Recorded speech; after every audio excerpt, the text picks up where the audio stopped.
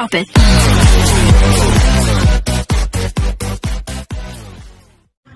Good day mga ka-sports natin dyan. Grabe ang labanan mga ka-sports. Pagdating nga sa third set, talagang mga ka-sports natin dyan, kahit sobrang lamang na nga ang Team Philippines, ay hindi talaga bumitaw ang Team Vietnam, kung saan ay kinapitan talaga nila ang kalamangan nga ng Team Philippines. At narito nga mga ka-sports natin dyan, ang kinakatakutan naman ng mga fans ng Choco Mucho, kung saan nga ang Team Vietnam ay nakuha na nga nila ang kanilang unang pagkapanalo dahil nga sa kanilang galing, sa kanilang diskarte.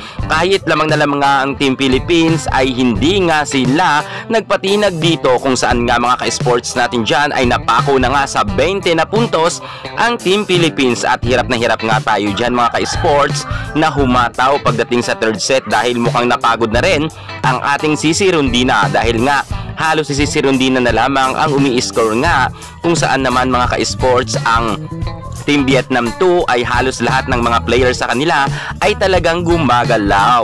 Kung kaya nga mga ka-sports ay nahirapan talaga ang Team Philippines. Gayunpaman mga ka-sports natin dyan, huwag kayong mag-alala kahit natalo tayo sa third set. Alam naman ninyo na may panalo na tayo ng 2 set. At kapag nanalo na ang Team Philippines sa fourth set, ay tapos na ang laban mga ka-sports, may nanalo na. Kaya abangan na lang natin mga ka-sports natin dyan ang laban ng Vietnam 2 versus Team Philippines sa set 4.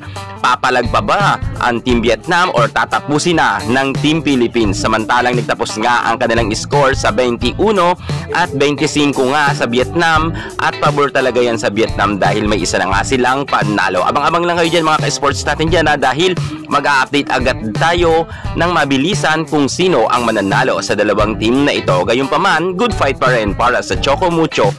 Congratulations, Team Vietnam!